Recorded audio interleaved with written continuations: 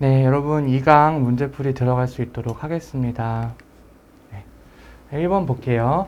다음 대화에서 요리사의 말하기의 문제점은 이라고 나와 있죠. 우리 이거 시험에 자주 요즘 경향이 자주 출제되는 담화예요. 지방이 적은 고기일 경우 라딩을 하여 지방을 넣어서 브레이징하면 됩니다 라고 나와 있죠. 시청자가 저 사람 무슨 말 하고 있는 거야? 라고 나와 있죠. 라딩이나 브레이징 같은 거는 요리사들 사이에서만 쓰이는 용어인데 일반 시청자들이 보는 TV 프로그램에서 사용하게 되면 이해를 못 하겠죠. 그죠? 그래서 말을 이해를 못 하고 있어요. 그래서 어떤 걸까요? 당연히 일반 청자의 지식 정보 수준을 고려하지 않고 이야기를 하고 있는 거겠죠? 그래서 정답은 3번 골라주시면 됩니다. 3번 고를게요. 나머지는 다 엉뚱한 얘기고요. 2번 다음을 참고할 때 기억에 들어가기에 가장 적절한 것은 나와 있어요. 자, 경률 외울 필요 없다고 했죠? 겸양의 경률이란 화자의 입장에서 자신을 칭찬하는 표현은 최소화하고 칭찬 어떻게 한다? 최소화한다. 자신을 낮추는 표현, 자신을 낮추는 표현은 최대화하는 방법이다. 그래서 삼촌이 영주야 너 덕분에 집안 행사를 잘 마무리했다 라고 나와 있는데 영주가 뭐라고 얘기했겠죠? 그러니까 이 조건에 맞게 하면 돼요. 칭찬은 낮추고 뭔가 자신을 낮추는 표현은 올려야 돼요. 아직 부족한 게 많아요. 이거는 뭐 하는 거지? 자기 자신을 낮추는 표현이고 칭찬해 주셔서 감사합니다 라고 나와 있죠. 그러니까 내가 부족해서 칭찬하는 거 약간 낮춰주는 거예요. 그죠? 그래서 정답 1번 골라주시면 됩니다. 나머지는 다 엉뚱한 선택지이기 때문에 넘어가시면 되고요. 3번 인터넷 매체를 통한 글쓰기에 대한 설명으로 적절하지 않은 것은 물어봤죠. 자, 우리 적절하지 않은 건데 이것도 여러분 굉장히 쉬운 문제예요. 이런 거는 도덕 문제처럼 풀면 됩니다. 1번 한 이용자가 일방적으로 정보를 전달하는 방식이다. 인터넷 매체. 일방적일 것 같아요, 여러분. 인터넷 매체가. 그렇지 않죠? 여러분 유튜브 많이 보시죠? 유튜브에 유튜버가 동영상을 올리면 이거는 이제 표현을 한 거예요. 그죠? 여러분들 그냥 뭐 보기만 하나? 아니죠. 여러분 밑에 보면 댓글 있잖아요. 그죠? 그러니까 글을 올리는 사람은 글을 올리는데 보는 사람도 댓글을 통해서 소통할 수 있잖아요. 그래서 인터넷 매체의 가장 큰 특징이 뭐였죠? 쌍방향 소통이었죠. 그죠? 쌍방. 그래서 일방적인 게 아니라 쌍방적이다라고 했었어요. 그죠? 정답은 1번 골라주시면 됩니다. 다음에 4번 볼게요. 다음은 일상생활에서 환경보호를 위해 노력하기를 주제로 한 글의 개요다. 항상 지난번 1강 때도 마찬가지고 주제 먼저 일상생활에서 환경보호를 하기 위해 노력하기. 그래서 기억에 들어가기에 적절한 거 고르라고 되어 있어요. 환경보호인데 이 환경보호인데 환경오염의 원인과 이번에도 뭐예요? 해결 방안. 그러니까 환경오염을 해결할 수 있는 방안을 골라주면 되는 거예요. 그러면 어떻게 환경오염을 줄일 수 있는지 그 방법을 제시한 걸 고르면 되겠죠? 환경문제 실태랑 오염수치 제시는 환경오염의 현 상황을 얘기해 주는 것 뿐이지 이걸 해결할 수 있는 방안을 제시한 건 될 수가 없어요. 2번 과학과 의학기술의 발전으로 누리는 많은 혜택은 역시 환경오염을 해결할 수 있는 방안이 될 수가 없죠. 3번 필요한 만큼 먹고 음식을 남기지 않기. 이건 우리 일상에서 할 수 있는 환경오염을 예방할 수 있는 방법이 되겠죠. 정답은 3번 골라주시면 되겠고요. 4번 대중교통보다는 자가용을 애용하기. 대중교통을 이용해야 되겠죠. 자가용을 다 너도나도 끌고 나오면 그만큼 탄소가 많이 배출될 거 아닙니까? 그죠? 정답은 3번 골라주시면 되겠고요. 자, 우리 5번 볼게요. 다음에 규칙에 해당하는 단어. 조건만 보면 돼요. 요즘에는 주로 이런 문제가 출제가 되고 있어요. 받침, 기역, 디귿, 피읍. 자, 그냥 가볍게. 이 받침이라는 건 앞말의 받침을 얘기하는 거예요. 앞말의 받침. 앞말의 받침에 기역, 디귿, 비읍이 오고, 그 다음에 뒤에 첫소리. 뒤에 첫소리를 얘기하는 거예요. 뒤에 첫소리에 기역, 디귿, 비읍, 지읒, 시읒 이런 5가지 자음이 오게 되면 어떻게 한대요? 얘네들을 된소리. 된소리라는 건 쌍자음을 얘기하는 거예요. 된소리는 쌍자음. 잘 모르시는데 우리 시험에는 쌍잠이라고 안 나오고 된소리라고 나오니까 된소리가 쌍잠이다라는 걸 반드시 알아두셔야 돼요. 자, 볼게요. 이거 지금 이렇게 조건을 주어줬잖아요. 조건에 해당하는 걸 고르시면 돼요. 예시까지 잘 나와 있죠? 자, 1번 학교 볼게요. 학교. 자, 그러면 얘가 앞, 얘가 뒤에요. 자, 보시면은 기역, 디귿, 비읍 중에 나왔나 봐요. 기역이 나왔죠. 그죠? 그 다음에 기역, 디귿, 비읍, 지읒, 시읒 중에 기역이 나왔죠. 기역, 기역, 기역, 기역. 성립하죠. 그러면 정답 바로 1번 골라주시면 돼요. 2번 해돋이. 이거 디귿인데 디귿이 있기는 한데 뒤에 기역, 디귿, 비읍, 지읒, 시읒이 아니라 이가 나왔죠. 그러니까 얘는 해당 안 돼. 3번 신라도 기역, 디귿, 비읍이 아니잖아요. 그죠? 그 다음에 국물. 얘는 기역, 디귿, 비읍 중에 기역은 나왔는데 뒤에 이 5가지 중에 하나가 안 나왔어요. 그죠? 그러니까 이렇게 푸는 거예요. 뭐 이거 비음아, 유음아, 국유음아 이렇게 외워서 푸는 게 아니고. 그러니까 외워서 푸는 게 정석인데 여러분 외우기 힘들잖아요. 솔직히. 뒤돌아서면 까먹잖아요. 그죠? 그러니까 그거 외우라고 하고 싶지 않아요. 근데 이제 고득점을 원하시면 이런 방법도 있지만 고득점을 원한다. 혹시나 선생님 저는 이거 이렇게 갑자기 이렇게 안 나오고 이거 뭐냐고 물어보면 어떡해요? 라고 걱정이 되시는 분들은 그냥 그렇게 하세요. 근데 이제 우리 강좌는 그런 분들을 위한 강좌가 아니기 때문에 그래서 이거는 그냥 이렇게 보시면 돼요. 이렇게 보시면 돼요. 자, 그래서 정답 1번 했고요. 6번 볼게요. 다음 사이시옷을 적는 조건, 해당하는 단어. 이것도 조건만 잘 보면 돼요. 자, 보시면 사이시옷은 두 명사가 결합하여 세 단어를 만들 때 두 명사 중 하나 이상이 고유어이며 단어가 받침이 없이 모음으로 끝난다. 자, 2가지 조건을 줬어요. 자, 일단은 두 명사가 결합해야 된다. 이건 다 결합이 돼 있을 거야, 선택지가. 그죠? 자, 두 명사 중 하나 이상이 고유어여야 돼. 고유어 1개 이상. 자, 그 다음에 단어가 받침이 없이, 그러니까 고유어 2개거나 고유어 하나, 한자어 하나 이렇게 나와야 되는데 한자어만 2개 나오면 안 된다는 얘기죠. 그 다음에 단어가 받침 없어. 그러니까 하나 앞말이, 이 고유어 중에 앞말이 받침이 없어야 돼.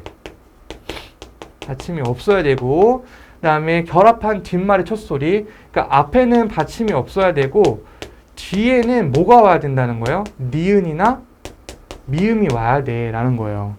지금 3가지 조건 줬죠? 이 3가지 다 충족하면 돼. 볼게요.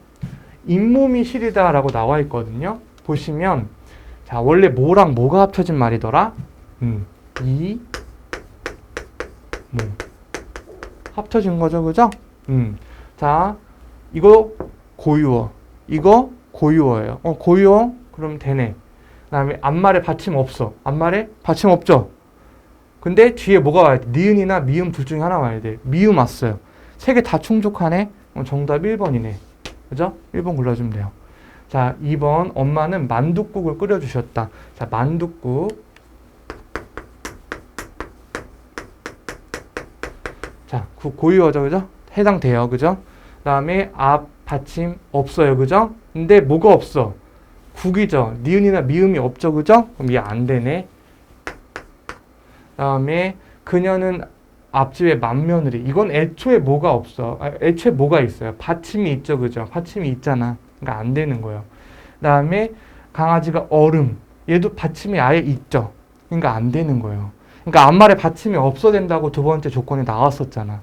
그죠? 그러니까 1번하고 2번이 사이시옷인데 2번은 좀 다른 사이시옷이에요. 그래서 아까 여기서 얘기했던 니은 소리가 덧나는 사이시옷은 1번이겠죠. 그죠? 정답은 1번 골라주시면 되겠고요. 자, 그 다음에 7번 높임 표현이 잘못된 것은 우리 높임 표현에 대한 게 잘 안 나오다가 이번 4월 시험에 나왔어요. 그죠? 높임 표현 좀 중요하니까 이제 공부를 좀 할게요. 공부 개정 때는 높임 표현이 이렇게 강조가 안 되다가 1호 개정 들어오면서 높임 표현이 조금 강조가 되고 있고 거의 모든 교과서에 높임 표현과 관련된 단원이 다 들어가 있어요. 그래서 그거를 반영해서 이번 시험에서도 높임 표현이 나왔어요. 그래서 높임 표현 꼭 잘 공부하고 가시기 바랍니다. 자, 김 선생님께서는 여전히 같은 학교에 계십니까? 어때요? 별로 이상하지 않죠? 친구는 할머니를 데리고. 자, 할머니는 데리고가 아니라 모시고가 돼야 되겠죠. 그죠? 그래서 이거는 객체 높임이 안 됐기 때문에 정답 2번 골라주시면 돼요. 아버님, 약주는 그만 멈추시는 게 좋겠습니다. 자, 시를 써서 아버님을 높여줬어요. 그죠? 상대 높임 잘 되었고요. 누나, 할머니께서 방으로 오라고 하셨어. 누나는 오라고 평대를 썼고, 할머니가 하신 거는 이렇게 시를 써서 높여줬죠. 그죠? 잘 높였어요. 이거는 잘 나오니까 꼭 알아두세요. 뭐라고 나오냐면, 이런 식으로 오답선지가 많이 나와요. 이거는 틀린 표현이에요. 왜냐하면 오는 게 누구예요? 누나죠. 그러니까 누나가 있고 할머니가 있어요. 1번 청자, 2번 청자가 있는데 누가 더 높아요? 2번이 더 높죠. 그러면 2번의 행위만 높이고 1번의 행위는 높이면 안 돼요. 근데 오는 건 몇 번의 행위야? 1번의 행위죠. 1번의 행위는 낮추고 2번의 행위만 높여야 돼요. 그래서 1번의 행위는 오라고 평대를 썼고 2번의 행위는 하셨어. 높였죠. 그죠? 잘 쓰인 거예요. 정답은 2번 골라주시면 됩니다. 8번에 다음에서 설명하는 언어의 특징이 드러나는 것은, 이거는 이번 시험에는 안 나왔는데 지난번 시험에는 또 출제가 됐었고, 이게 원래는 중학교 검정고시에 나왔던 내용이에요. 근데 이게 중학교 검정고시에서 고등학교 검정고시로 내용이 올라왔어요. 그래서 뭐 중학교 검정고시 치고 올라오신 분들은 조금 행운이겠죠? 그래서 이거 좀 쉬워요. 근데 시험에 주로 잘 나오는 거 두 가지만 할게요. 역사성이랑 사회성. 그러니까 언어가 가지고 있는 특성을 두 가지 정도 이제 알아두시면 되는데, 자의성까지 할게요. 자의성은 진짜 엄청 안 나오다가 10년 넘게 안 나오다가 딱 한 번 출제됐어요. 그러니까 혹시 모르니까 할게요. 그 외에 뭐 창조성이니 뭐 이런 거 하지 마세요. 제발 하지 마세요. 세 가지만 하세요. 세 가지만. 역사성.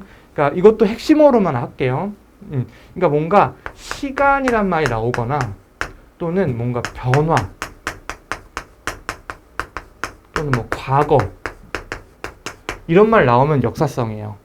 그 다음에 사회성은 소통, 의사소통 이런 말, 소통 나오거나 뭔가 이제 뭐 약속 또는 사회 이런 말 나오면 사회성이에요. 자의성은 나라마다 뭔가 그 해당 그 사물에 대해서 같은 사물이지만 부르는 명칭이 다 다르다 이런 내용이에요. 그래서 알아둡시다. 자, 볼게요. 언어는 시간이 지남에 따라 시간 변화한다. 그러면은 시간 변화한다 라고 나와 있죠? 그러니까 역사겠죠. 그러면 그 역사성이 드러나는 걸 고르면 돼요. 자, 어여쁘다라는 말은 과거에는 역사죠. 바로 1번 골라줍니다. 자, 2번 한국에서 물이라 부르는 것을 일본에서는 미즈, 영어권에서는 워터라고 한다. 이거는 뭐예요? 나라마다 부르는 게 다르다라고 되어 있는 거잖아. 그러니까 이거는 자의성이네. 3번 언어는 사회란 말 나왔고 약속이란 말 나왔네. 사회성. 4번 무궁화라는 명사는 개인의 임의대로 국화라고 부르게 되면 의사소통 나왔네. 그러면 사회성. 그죠? 자, 이렇게 풀면 돼요. 자, 9번, 10번, 11번 시 문제죠? 우리 시 문제 한번 볼게요. 고재종의 첫사랑이라는 시인데 되게 좋은 시예요. 왜 좋은 시냐? 내용이 좋아서 좋다는 게 아니고 공부하기 되게 좋아요. 표현법 공부하기 되게 좋으니까 이게 나오진 않아요. 우리가 공부할 때 시를 이게 나올 거야 해서 시의 내용을 공부하는 거는 바람직한 공부 방법이 아니에요. 뭐가 나오던 간에 읽어서 풀 수 있는 그 방법을 터득하는 게 좋은 방법이에요. 왜냐하면 내가 배운 지문이 나올 확률이 거의 없거든. 왜냐하면 지문이 굉장히 많아요. 교과서 지문이. 그리고 우리 시험의 특징이 뭡니까? 교과서 외에 지문도 출제할 수 있잖아요. 그죠? 그러니까 내가 배우지 않은 지문이 나올 가능성이 높아요. 그리고 나 지금 국어만 공부해? 영어도 해야 되지, 수학도 해야 되지, 그죠? 사회도 해야 되지, 과학도 해야 되지. 과목이 되게 많잖아요. 그러니까 이거를 외우지 말고 그냥 한두 개 정도만 좀 잘 공부해 놓고 이 한두 개를 이제 구절을 잘 보고서 이제 다른 시에도 적용을 할 수 있게 연습을 하시는 거예요. 그게 필요한 거지 딸딸딸딸 외울 수 있는 시험이 아닙니다. 여러분 애초에 암기의 양 자체가 달라요. 그렇게 하게 되면. 자 볼게요.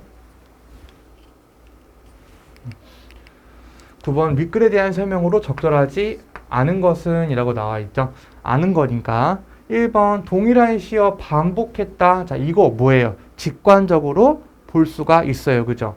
그 다음에 2번 의태어도 직관적으로 볼 수가 있죠. 그죠?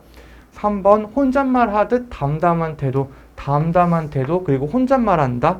그 다음에 4번 대립되는 시어 이제 보면 되겠죠. 10번 윗글의 눈의 함축적 이미지 눈이 어떤 이미지를 갖고 있는지 그 적절한 걸 고르는 거예요. 그 다음에 11번 기억과 그 표현법 이건 내용하고는 관련이 없죠. 자 그러면 네, 볼게요. 흔들리는 나뭇가지에 꽃 한 번 피우려고 눈은 얼마나 많은 도전을 멈추지 않았으랴. 눈이 꽃을 피우려고 도전을 멈추지 않았대. 눈이 꽃을 피우려고 수없이 도전했대. 그죠? 그럼 눈에 대해서 나왔죠. 우리 아까 눈에 대해서 물어보는 문제가 있었죠? 그러면 봐요. 눈의 함축적 이미지로 가장 적절한 걸 고르래요. 자, 그러면 봐요. 눈이 꽃을 피우려고 도전을 멈추지 않았다. 이거를 좀 치환을 해보자 이거죠. 자, 이웃 간의 평화로운 공존? 평화로운 공존이란 내용을 치환하기에는 조금 어려워요. 그죠?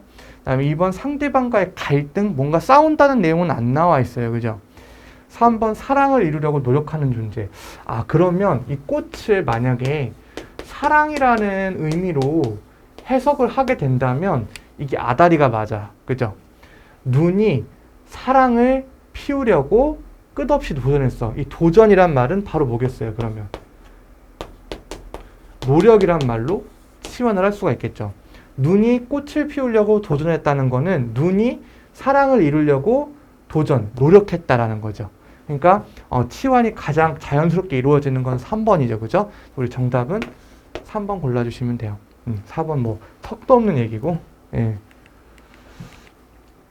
자, 싸그락 두드려 보았겠지. 이거는 뭐야? 소리죠. 이런 걸 뭐라고 한다? 의성어.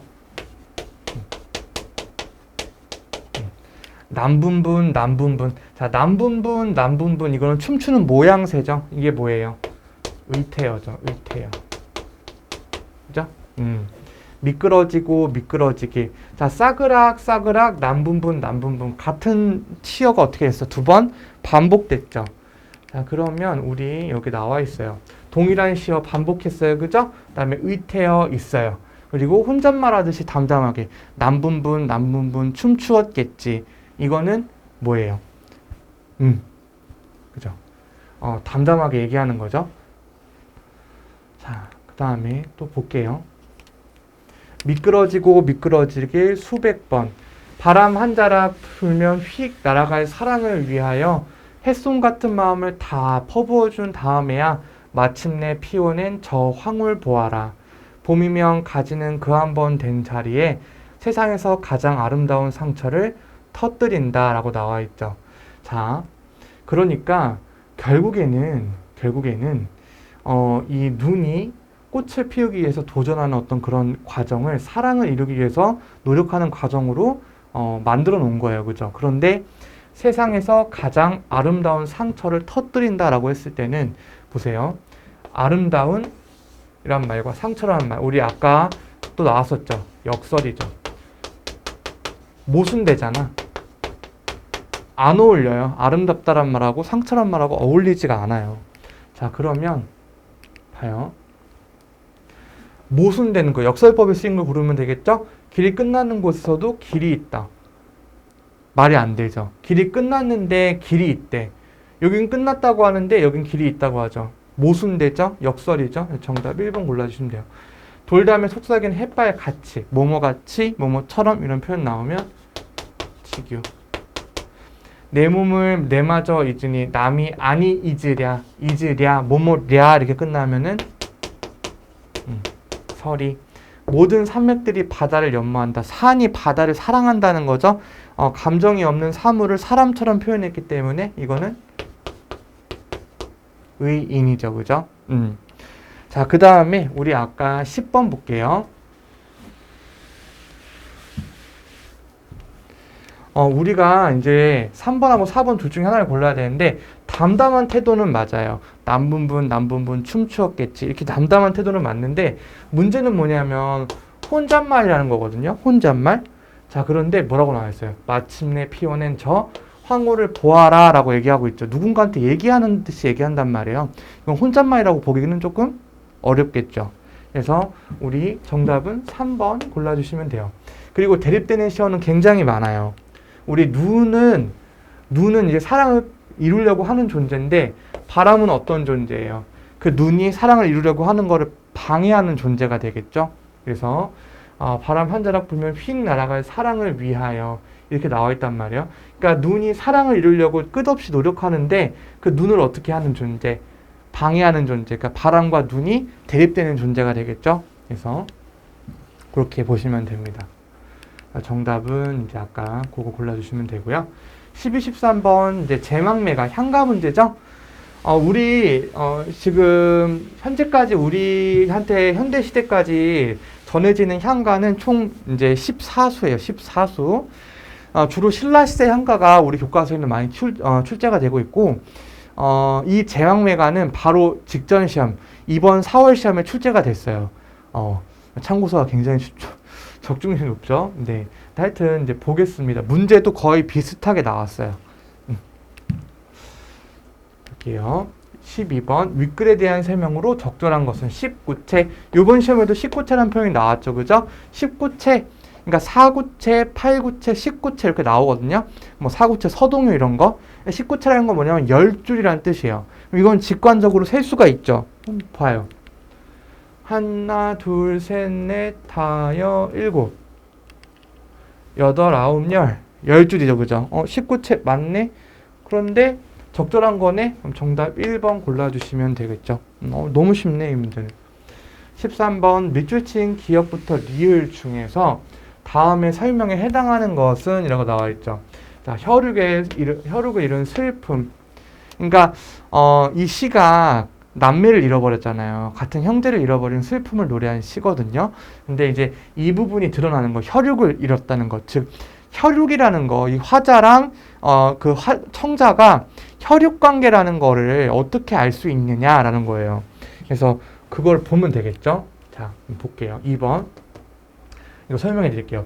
사음보는 4번에 끊어서 읽는다는 뜻이에요. 4번에 끊어서. 그 다음에 여음구, 아까 우리 그 전 화차에서 배웠던 청산별곡 얄리얄리얄라셩 얄라리얄라 해서 반복이 됐죠. 그런 게 이제 여음구 후렴구예요. 근데 이건 없어. 여러 연. 이거 지금 연이 구분되어 있지 않고 한 줄로 쫙 그러니까 10줄로 쭉 썼죠. 그러니까 덩어리가 하나밖에 없어요. 연이 한 연짜리인 거지. 그래서 다 맞지 않아요. 사음보도 아니에요. 왜냐하면 4번에 끊어서 읽지 않거든요. 자, 그러면 이 둘이 혈육이라는 걸 어떻게 알 수 있냐. 생사의 길은 얘 있음에 머뭇거리고, 여기는 뭔가 혈육이라는 힌트는 없는 것 같아. 그죠? 나는 간다는 말도 못다 이르고 어찌 갑니까? 이거는 혈육이라기보다는 그냥 너무 좀 이렇게 허망하다. 어떻게 이렇게 벌써 갈 수가 있느냐 이런 얘기겠죠. 어느 가을 이른 바람에. 이것도 뭔가 그죠? 근데 이 부분은 좀 알아두세요. 이 부분은 출제가 한번 됐으니까. 누이가 요절했다. 요절했다는 거는 이제 이른 나이에 죽었다라는 뜻이에요. 그러니까 조금 나이가 어린데 벌써 갔다라는 뜻이죠. 이해저에 떨어질 잎처럼 한 가지에 나고, 이게 힌트겠죠. 한 가지에 났다. 그러니까 한 부모 밑에 났다. 이런 거겠죠. 그럼 이 둘은 혈육이구나라는 걸 알 수가 있어요. 혈육이라는 거는 한 가지에 났다라는 걸 보고 알 수가 있는 거죠. 그래서 우리 정답은 13번에 4번 골라주시면 돼요. 자, 14번부터 17번 볼게요. 홍계월전 문제 출제 많이 되고 있는 소설입니다. 꼭 알아두세요. 꼭 읽으라고 하면 홍계월전하고 허생전 그리고 최척전 3가지만 합시다. 고전소설은. 그 정도는 좀 알아도 돼요. 그리고 선생님 책에 다 나와요. 이 세 개의 소설이. 그러니까 이 정도만 합시다. 나머지 뭐 안 나오면 어쩔 수 없는 거죠. 왜냐하면 우리가 공부를 이것만 하는 게 아니니까. 14번 윗글의 서술상 특징으로 적절한 것은 나와 있죠. 적절한 거예요. 당시 사회의 부조리 이렇게 나와 있죠. 2번 1인칭 서술자. 아까 했었죠. 따옴표가 없는 부분이어야 돼요. 따옴표가 있는 부분은 등장인물, 따옴표가 없는 부분이 서술자가 말하는 부분이에요. 근데 따옴표가 없는 부분에 나나 내가 나와야 1인칭 서술자예요. 그죠? 자, 그런데 선생님이 현장 강의 들으시는 분들은 다 아실 거예요. 1인칭 서술자 얘기하면 우리 현대 소설에서는 1인칭 서술자가 있는데 고전은 무조건 3인칭밖에 없어요. 우리 시험에서는 고전은 무조건 3인칭이에요. 고전 소설이 나왔는데 1인칭이 관련된 내용이 나온다. 이거 무조건 틀린 거예요. 무조건 3인칭. 아셨죠? 이건 아닙니다. 3번 여성 영웅 홍계월이죠. 홍계월. 근데 여성인 것 같기는 한데 이 사람이 영웅인지 아닌지는 모르잖아. 그러니까 읽어봐야지. 그 다음에 4번 주인공과 사회의 갈등.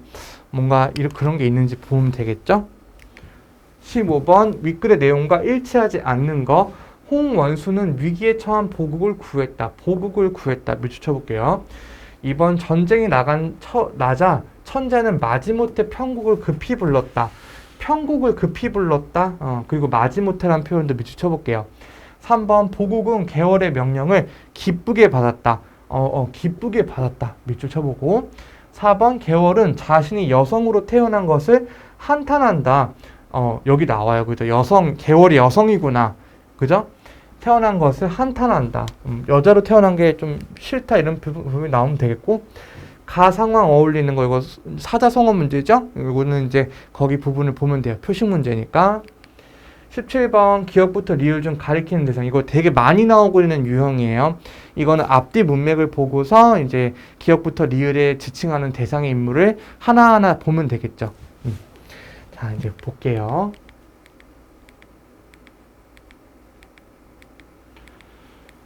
자,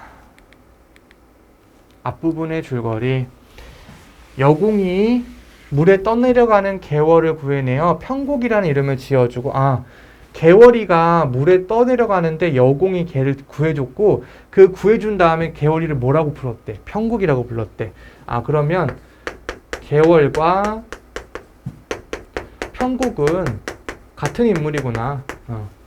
이름을 지어주고 아들 보국과 함께, 그러면은 보국은 남자애야. 다른 사람이야. 한 스승 밑에서 수학하게 한다. 편국과 보국은 과거에서 각각 장원 2위. 그러니까 여자가 장원, 보국이는 뭐 2위로 급제하고 서달의 난이 일어나자 대원수. 얘 대원수. 그러면 아까 얘가 이름이 뭐였어? 홍계월이었죠. 그러면 홍계월이니까 얘는 누구이기도 해? 홍원수. 같은 사람이구나. 대원수와 중군장으로 출전하여 전공을 세웠다. 얘가 더 높은 사람이고 얘가 이제 그 밑에 있는 사람. 그 과정에서 편국은 위기에 처한 보국을 구하고 편국이 위기에 처한 보국을 구했다고 나오죠. 자, 그러면 우리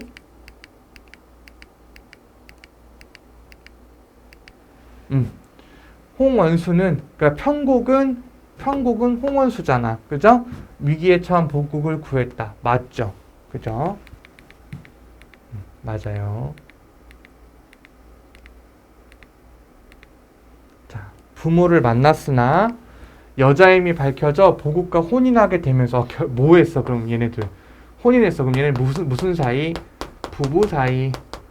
조정에서 물러나 남자로 태어나지 않은 것을 한탄했대요. 그러면 여자로 태어난 거를 한탄한 거겠죠? 그죠? 그러면 아까 그런 표현이 있었어요. 그죠?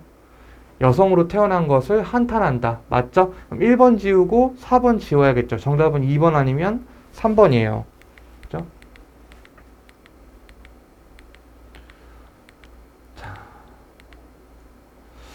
그 다음에 이때 난관장이 장계를 올리거늘 천자가 급히 뜯어보았다. 오왕과 초왕이 반역하여 지금 황성을 침범하려고 합니다.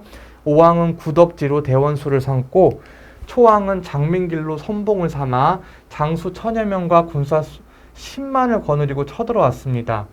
호주 북쪽 지방의 10여 성으로부터 항복을 받고 형주자사 이왕태를 베고 마구 쳐들어오고 있습니다. 소장의 힘으로는 방비할 길이 없어서 소식을 올립니다. 원컨대 황상은 어진명장을 보내셔서 적을 막아주십시오. 이렇게 얘기하죠. 그러니까 전쟁이 난 거예요, 지금. 그죠? 그러니까 천자가 깜짝 놀라 조정의 모든 신하들과 의논했다. 우승상 정영태가 말했다. 이 도적은 좌승상 평국을 보내야 된다. 그러면 기역은 누구예요? 평국.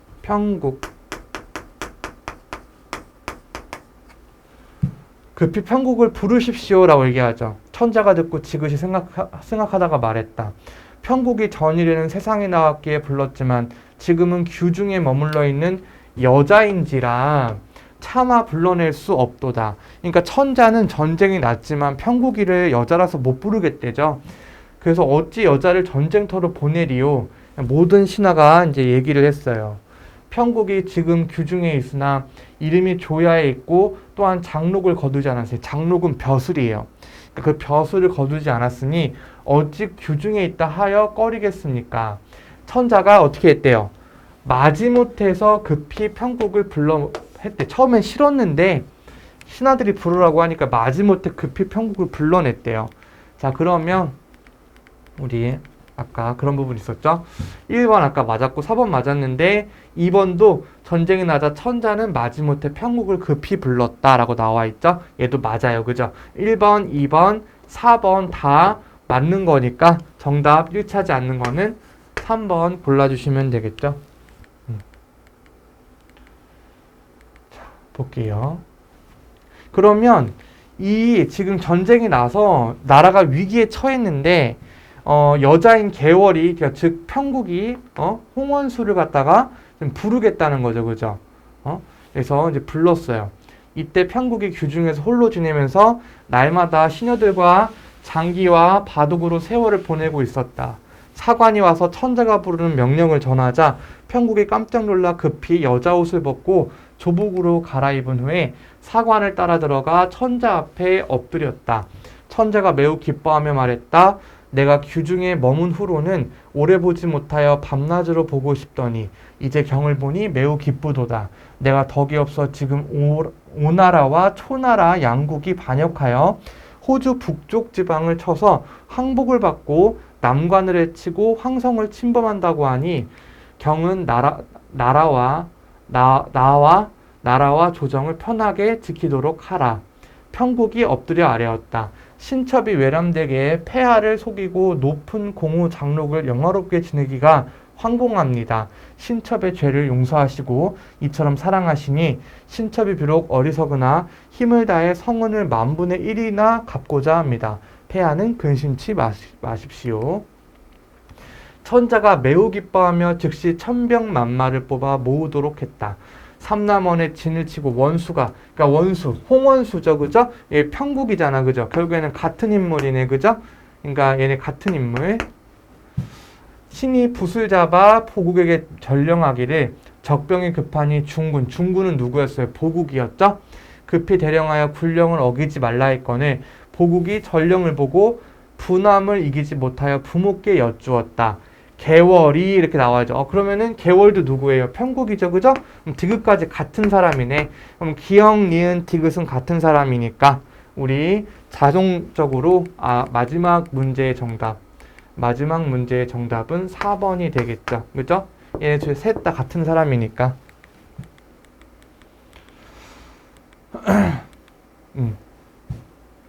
개월이 또 소자를 중군으로 부리려 하니, 그러니까 부인이 서방을 갖다, 우리 옛날에는 남편 서방은 하늘 같은 사람이잖아. 근데 이제 여자가 벼슬이 더 높아가지고, 그죠? 남자한테 이래라 저래라 하니까 자존심이 상하는 거야 지금. 그래서 우리 아까 거기에 뭐 기쁘게 명령을 받았다고 나와 있었잖아요. 그러니까 지금 명령을 했는데 기쁘지 않죠. 그게 아까 그렇게 정답이 되는 거예요. 여공이 말했다. 전일에 너에게 무엇이라 이르더냐. 여공은 이제 개월과 보국의 아버지가 되겠죠. 개월이 좀 주어가지고 편국이란 이름을 지어준 사람이죠. 계월을 괄시하다가 이런 일을 당하니 어찌 그르다 하리요.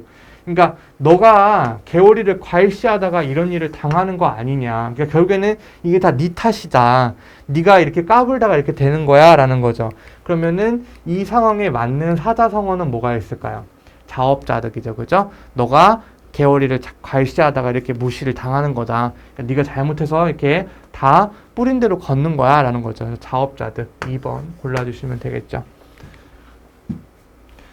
자, 그러면 어찌 그르다 하리요? 국사가 매우 중하니 어떻게 해볼 수가 없다. 여공은 그죠? 여공은 이 얘를 갖다가 이제 주어준 사람이죠, 그죠? 주어서 키워준 보국이의 아버지예요, 그죠? 그러니까 얘는 리을은 다른 사람이네. 기역, 니은, 디귿은 계월이, 리을은 여공이니까 다른 사람이죠. 그래서 리을이 아까 정답이었고, 바삐 가라고 재촉했다. 보국이 할 수 없어 갑옷을 갖추고 진중에, 갑주는 갑옷이에요. 진중에 나아가 원수 앞에 엎드리니 홍원수가 분부했다. 만일 명령을 거역하는 자가 있으면 군법을 시행할 것이다. 보국이 두려워하며 중군 처소로 돌아와 명령이 내리기를 기다렸다. 보국이 매우 다급하여 피하고자 했으나 한순간에 적들이 함성을 지르며 보국을 천여 겹 에워쌌다. 사세가 위급함에 보국이 하늘을 우러러 탄식했다.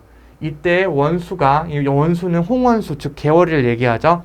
계월이가 장대에서 북을 치다가 보국의 위급함을 보고 급히 말을 몰아 장검을 높이 들고 좌충우돌하여 적진을 해치고 들어가 구독지의 머리를 베어, 아까 그 구독지가 누구였어요? 적장이었죠.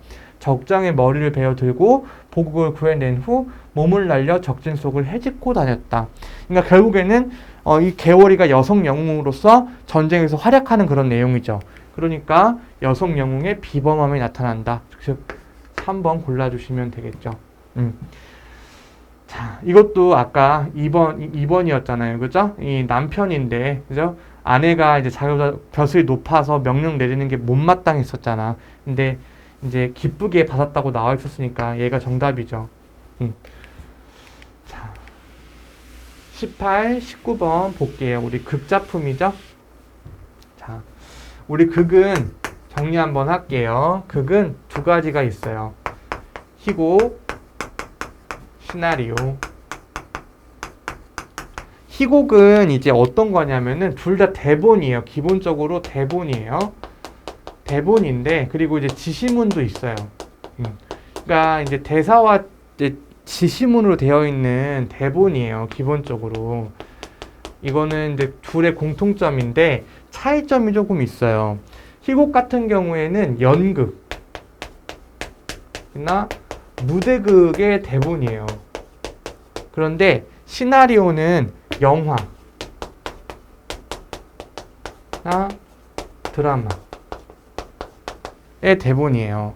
그러니까 조금 달라요. 그죠? 자, 그런데 연극이나 무대극의 대본인 희곡 같은 경우에는 어떤 특징이 있을까요?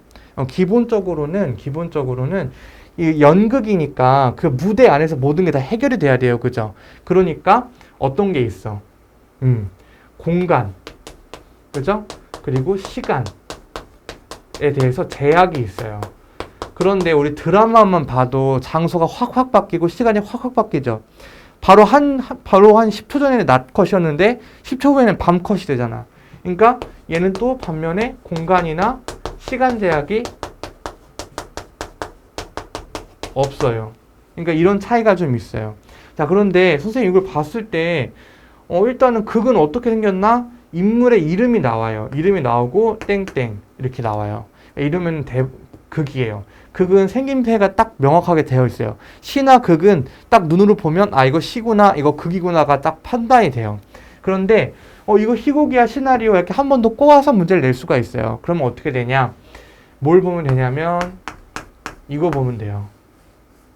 이게 씬넘버라는 표시거든요. 씬넘버가 있으면 시나리오라는 뜻이에요. 없으면 희곡이에요. 이걸로 보면 돼요. 이걸로. 그래서 극인데 뭐가 있어? 씬넘버가 있네. 그럼 이거는 뭐다? 시나리오. 영화나 드라마의 대본이죠. 그러면 우리 18번에 볼 것도 없이 영화나 드라마의 대본이다. 정답 4번 골라주면 돼요. 함축적인 표현 아까 우리 했었죠, 그죠? 뭐였어? 아이고, C. 2번 서술자 나왔네요. 서술자란 말 나오면 소설. 3번 자신의 경험이나 체험, 경험, 체험이란 말 나오면 수필. 그죠? 요렇게 정리하시면 돼요. 그 다음에 19번 다음 설명을 참고할 때 기억에 들어가기에 가장 적절한 아름이의 심정을 고르라고 나와 있죠? 자, 그러면 이거를 먼저 읽고 넘어가면 돼요. 이거를 먼저 읽고.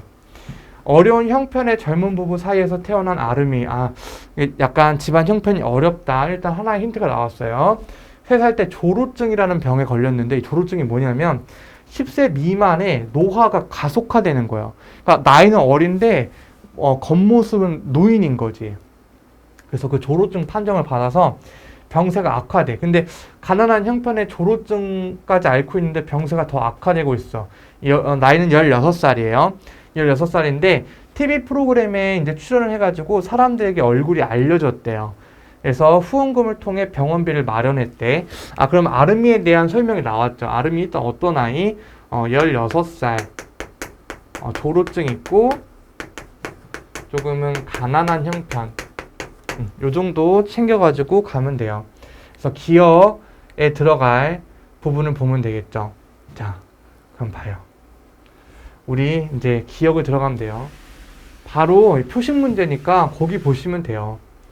자, 여기 복기 앞전에 어떤 이 학생들이 있는데 이 학생들이 어떤 분위기였냐면 밝은 분위기였대. 구김살 없는 아이들의 모습에 왠지 주눅이 들었어, 아름이는. 그죠? 그러니까 아이들은 구김살 없이 밝은데 이 아름이는 주눅이 들어있다는 거죠. 그래서 학원가 앞에서 내렸어, 아이들이. 고맙습니다. 내리면 아름이에게 안녕, 빨리 건강해져 라고 얘기했죠. 이 밝은 분위기의 학생들이 아름이한테 이제 건강해지라고 응원해 주는 거죠. 아름이가 목례라는 건 눈인사만 했다는 거예요. 네, 이랬어.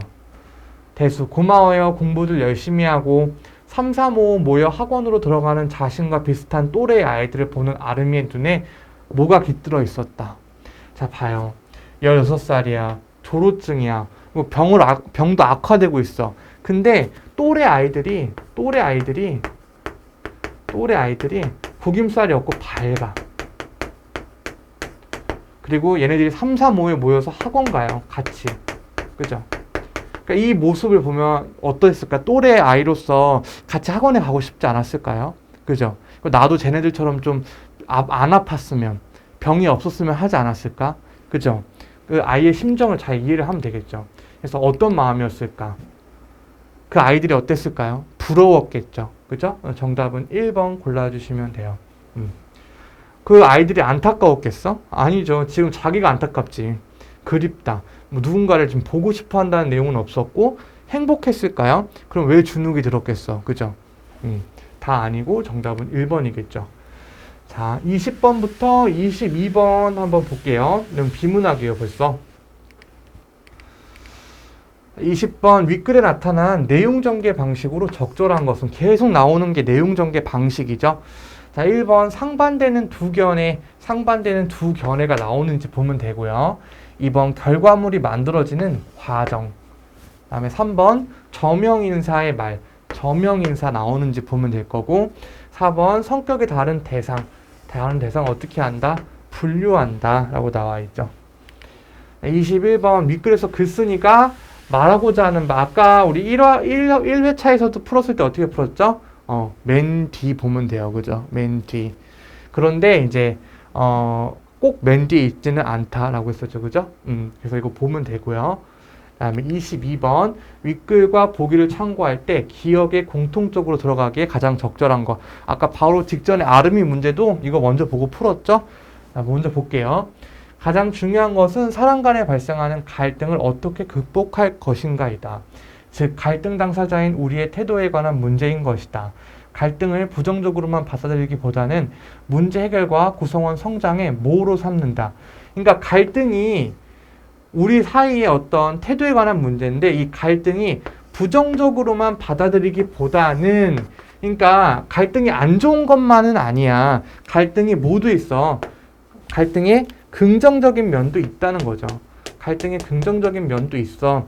그래서 이 갈등에 어떤 긍정적인 면이 있냐면 갈등의 문제를 해결해주고 그리고 갈등이 이 구성원의 성장을 어떻게 하겠어요? 문제 해결을 도와주고 구성원의 성장을 도와준다는 내용이 들어가야 되겠죠. 그러면 어떤 게야? 자극제? 자극제는 뭐예요? 누군가가 이제 뭔가 성공적으로 뭔가를 해서 동기를 얻을 때 쓰는 말이죠. 근데 이거는 좀 아닌 거고, 같이 뭔가 도와준다는 의미를 쓰긴 좀 어려워. 그죠? 원인? 원인은 뭔가 문제의 원인이 되는 거죠. 4번 동력. 이게 맞겠죠. 이 동력이 뭐예요? 뭔가 움직일 수 있게 힘을 주는 거죠. 그러니까 문제를 해결해주고 구성원이 성장할 수 있도록 동력으로 삼는다. 즉 문제 해결과 구성원 성장을 돕는 동력이다. 뭐가? 갈등이 그런 긍정적인 측면이 있다는 거죠. 그래서 우리 정답은 4번 골라주면 돼요. 너무 쉽게 골랐고 21번과 20번을 먼저 볼게요. 내용 일치 문제는 없는 거야. 그래서 중심 생각 문제랑 그 다음에 내용 전개 방식만 보면 되는 거여서 내용을 디테일하게 볼 필요는 없어요. 그죠? 그래서 어떤 방식으로 전개가 되고 있는지랑 전체적인 흐름이랑 그 다음에 중심 생각만 보면 돼. 자, 볼게요. 자, 첫 번째. 새로운 생각에 대한 너그럽지 못한 태도가 과학에서뿐만 아니라 사회나 조직의 발전을 해치는 경우를 찾는 일은 어렵지 않다. 그러니까 새로운 생각에 대해서 너그럽지 못한 태도가 이 사회의 어떤 그 발전을 어떻게 한대요? 해친다. 그죠? 새로운 생각에 대해서 너그럽지 못한 태도가 사회의 발전을 해친다라고 나와 있죠. 그러니까 우리 결국에 여기 21번에서 말하고자 하는 바가 뭐예요? 새 것에 너그럽지 못하면 사회 발전에 방해가 된다. 바로 나왔죠. 그죠? 정답 2번 골라주시면 돼요. 자, 그 다음에 또 볼게요. 새로운 생각에 대한 너그럽지 못한 태도가 과학에서뿐만 아니라 사회나 조직의 발전을 해치는 경우를 찾는 일은 어렵지 않다. 자, 이거 선생님 지금 대충 읽죠? 왜? 내용 문제가 없기 때문에. 그냥 다 뭐예요, 이제부터는. 내용 전개 방식만 보면 되죠. 사회나 조직이 구축한 문화적 동질성은 구성원의 연대를 강화하고 구성원이 사회 공동의 목표에 집중하게 하는 순기능이 있지만 기존의 제도나 학설에 도전하는 자를 처벌하려는 불합리한 면도 있기 때문이다. 그러나 지동설을 주장한 갈릴레이와 콜레라의 감염 경로를 밝힌 존 스노의 경우에서도 알 수 있듯이 과학의 도약은 대개 이단적 발상을 통해 이루어졌다. 용기 있는 이단을 수용할 때 발전과 도약이 가능했던 것이다. 조직과 사회도 이와 같다. 사회 혁신의 동력은 기존의 권위에 도전하는 중심 어린 이단자들로부터 나온다는 것을 기억해야 한다. 영국의 시인 밀턴은 자, 뭐가 나왔나? 저명, 인사 나왔죠, 그죠? 그러면 우리 20번 뭐가 정답이겠어요? 저명인사 정답 3번 골라주시면 되겠죠. 이거 찾으려고 그냥 대충 읽은 거예요. 자, 23, 24, 25번 풀고 이제 잠깐 쉬었다가 할게요. 문제 먼저 보겠습니다. 23번 윗글의 특징으로 적절한 것은 자, 갈래적 특성에 대한 문제예요. 자신의 의견을 내세운다. 뭐죠? 문설문. 여행을 다니면서 보고 들은 것을 기록한다. 기행문인데 정답이 될 수 없죠. 왜? 이 자리 지금 비문학 자리잖아. 3번 지식과 정보라는 말 나오면 설명문. 내가 이거 몰랐으면 한번 풀었다고 해서 그냥 바로 이제 문제를 버리지 말고 이 문제 나오는 선택지를 계속 보세요. 계속 보고 공부하셔야 돼요. 자신이 겪었던 일에서 느낀 교훈이란 말 나오면 수필이거든요. 이것도 문학이기 때문에 지금 자리가 비문학 자리라서 아니죠. 그러면 1번 아니면 3번이 정답이고 24번 윗글을 참고할 때 학생의 질문에 대한 교사의 대답. 자, 이거 우리 시험 문제 이번 시험에 나왔어요. 그죠? 선생님 수학여행 날 밤에 아이들과 함께 산책을 나갔다가 친구가 쥐를 보고 깜짝 놀랐다는데 저는 그때 쥐를 보지 못했어요. 왜 저만 무서운 쥐를 못 본 걸까요? 이렇게 얘기하죠. 뭔가 대답이 있어야 되겠죠? 25번 사전적 의미. 사전적 의미는 어휘이기 때문에 여러분 글의 내용과는 전혀 상관이 없어요. 네, 보면 됩니다. 인식한다. 이거 문제 나왔죠. 이번 문제 나왔어요. 사물을 분별하고 판단하여 안다. 맞죠? 기관, 생물체의 한 부분으로 일정한 생리 기능을 가진다. 그러니까 뭐 우리 장기 기관이라고 하잖아요. 그죠? 편식, 음식을 골고루 잘 먹는 게 편식하는 건가? 아니죠. 그죠? 골라 먹는 거죠. 정답은 3번 골라주시면 돼요. 여과, 어떤 요소가 걸러지는 것, 여과된다, 여과기 이런 말 많이 사용하죠. 그래서 25번은 3번 골랐고요. 이제 24번과 23번 보면 돼요. 자, 볼게요. 그래서 뭔가 주장이 나오는지 아니면 지식이 나오는지 보세요. 뇌의 많은 영역이 오로지 시각이라는 감각 하나에 배경되어 있음에도 세상은 워낙 변화무쌍하기 때문에 눈으로 받아들이는 모든 정보를 뇌가 빠짐없이 처리하기는 어렵다. 이거 우리 시험에서 요번에 이게 정답이었죠. 그죠? 그래서 뇌가 선택한 전략은 선택과 집중, 적당한 무시. 그러니까 뇌는 모든 정보를 처리하는 게 아니라 모든 정보를 다 빠짐없이 처리하는 것이 아니고 뭐 한다는 거야? 뇌가 선택한다는 거죠. 그죠? 그리고 뭐 한다는 거야? 무시하는 거야. 그러니까 처리할 정보만 선택해서 보여주고 그 다음에 나머지는 어떻게 한다? 무시한다는 거죠. 그래서 우리는 쥐의 꼬리만 봐도 벽 뒤에 숨은 쥐 전체의 모습을 그릴 수 있으며 빨간색과 파란색의 스펙트럼만 봐도 그 색이 주는 이미지와 의미까지 읽어낼 수 있다. 하지만 이것은 때와 장소, 현재의 관심 대상과 그 수준에 따라 달라진다. 앞에서 보았듯이 우리는 하나에 집중하면 다른 것은 눈에 뻔히 보여도 인식하지 못하고 지나칠 수 있다. 즉, 우리는 정말로 보고 싶은 것만 보고 보기 싫은 것은 눈을 질끈 감는 것이다. 그러면 아까 학생이 애들은 다 쥐를 봤는데 왜 나는 쥐를 못 봤냐? 그러니까 보고 싶은 것만 보니까 그게 뭐란 얘기예요? 뇌의 일반적인 특성이란 얘기죠. 즉 눈을 보기 싫은 거는 질끈 감았다. 그러니까 이게 교사의 답변이 돼야 되겠죠. 그리고 이게 지금 뭔가 자신의 어떤 주장이나 뭔가 의견을 내세우는 글이라기보다는 뇌나 시각에 대한 일반적인 정보를 계속 얘기하고 있죠. 그러니까 얘는 일반적으로 좀 설명문에 해당이 되는 거예요. 그래서 우리 아까 23번에 자신의 의견을 내세우는 게 아니라 시각이나 뇌에 대한 어떤 지식과 정보를 알기 쉽게 이해시키고 있죠. 그죠? 그래서 정답은 이거 3번 골라주시면 되고, 그 다음에 이거 쥐를 왜 내가 못 봤을까요? 이렇게 얘기했죠. 근데 아까 뭐라고 나와 있었어? 보고 싶은 것만 보고 모든 정보를 처리하지 않고 보고 싶은 것만 선택하고 보기 싫은 거는 무시하니까. 그죠? 이게 뭐니까? 뇌의 일반 특성이니까. 그죠? 그러면 보고 싶은 것만 보려는 뇌의 보편적인 특성 때문이지. 정답 1번 골라주면 되겠죠. 그래서 우리 문제 다 풀었고요. 잠시 쉬었다가 3강 진행할 수 있도록 하겠습니다. 고생하셨습니다.